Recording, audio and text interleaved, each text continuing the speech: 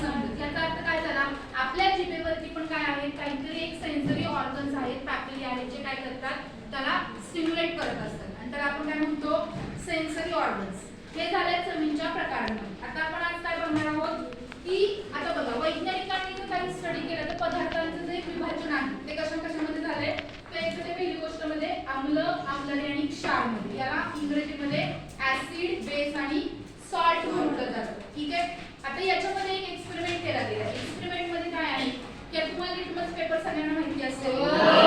Litmus paper कशासाठी use केला जातो, पीएच आपण काय करतो त्याच्यावरून इंडिकेट करत असतो. Very good. आता पीएच हे काय आहे, पीएच चा मीनिंग होतो negative logarithm of hydrogen plus ions. ठीक आहे. आता याच्यामध्ये काय होतं, पीएच ज्यावेळेस तुम्ही कॅल्क्युलेट करत असता त्यावेळेस त्याच्यामध्ये ऍसिड, बेस आणि न्यूट्रल अशी स्केल असते.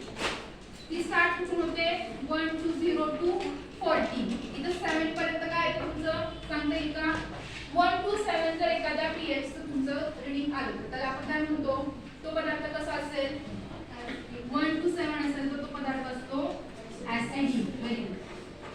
तो जर परत 7 to 14 गेला तो कसा राहतो, बेसिक. आणि 7 ला तो काय करतो, न्यूट्रल. आता हे कशावरून समजतं, ज्यावेळेस एखाद्या पदार्थामध्ये एखाद्या सोल्युशन मध्ये तुम्ही लिटमस पेपर टाका किंवा एखादा पीएच पेपर टाका त्यावेळेस काय होतं बघा, तिथं काहीतरी त्या संयुगांची केमिकल रिॲक्शन होते. बरोबर आहे. म्हणजे त्याच्या ॲटम्स दुसऱ्या ॲटम्स बरोबर जाऊन बाइंड होतात आणि त्याच्यामुळे त्यांना काय होतं, वेगळा कलर शो होतो. ठीक आहे. आता याच्यावरून काय लक्षात येतं, ज्या सोल्युशन मध्ये हायड्रोजन प्लस आयन्स हे सगळ्यात कमी असतात त्यांना काय म्हणायचं, बेसिक. सगळ्यात जास्त आयन्स असतील हायड्रोजनचे त्याला म्हणायचं ऍसिडिक. आणि न्यूट्रलला तुमचं काय राहतं, ते ऍसिडिक पण शो करत नाही आणि ते बेसिक पण शो करत नाही. याचा अर्थ ते काय झालं, उदासीन प्रकारचे झाले. उदासीनला आपण मराठीमध्ये परत काय म्हणतो, तर कोणत्या प्रकारचे आहेत त्यांना आपण क्षार म्हणतो. ठीक आहे.